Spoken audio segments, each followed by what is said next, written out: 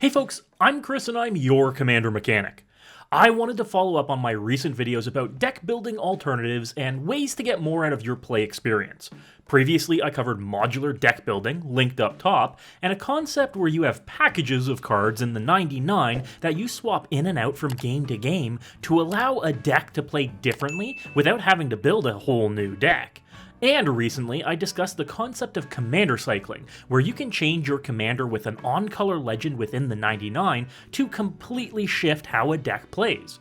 Both of these concepts toy with how we approach deck building, and there's another kind of deck we can build that takes this a step further. It's called a hidden commander deck. This isn't a new concept, but it's about building your deck around a card that is not in your command zone. Maybe it's not a legendary creature, maybe it's not a creature at all, but it's a card that defines how your deck works.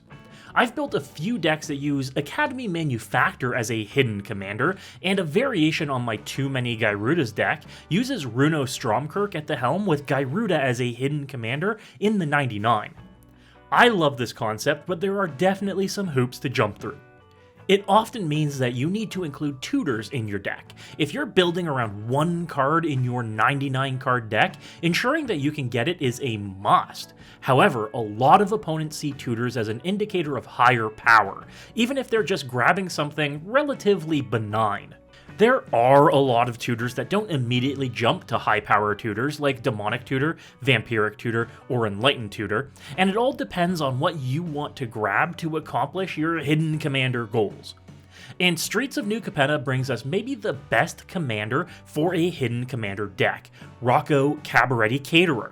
Rocco is a flexible creature tutor in the command zone, paying X on top of red, green, and white to tutor a creature with mana value X directly into play. This means that you could pay 5 mana to tutor a Dockside Extortionist directly to play if you're going with a treasure-themed deck. Or you could pay 6 mana and grab an Academy Manufactor like I mentioned earlier, something to do with all of those treasures. Your hidden commander could be a Stax creature like Dranith Magistrate too, whatever you're shooting for. Now, of course, if your hidden commander isn't a creature, Rocco doesn't exactly work, and if you're not in the Naya colors, you'll have to find another option. But if you're building around a non-legendary creature that's colorless, red, white, or green, Rocco can cater to your needs. Get it? But if you're building around something more abstract, like a Mind's Dilation or a Torment of Hailfire or a Blackblade Reforged, well, you have to get creative. These cards all have tutors that go look for them specifically, but most often you have to sculpt your color identity around finding these cards and the cards that play with them. This leads to decks where your commander could play into your game plan, or where they're largely there for color identity.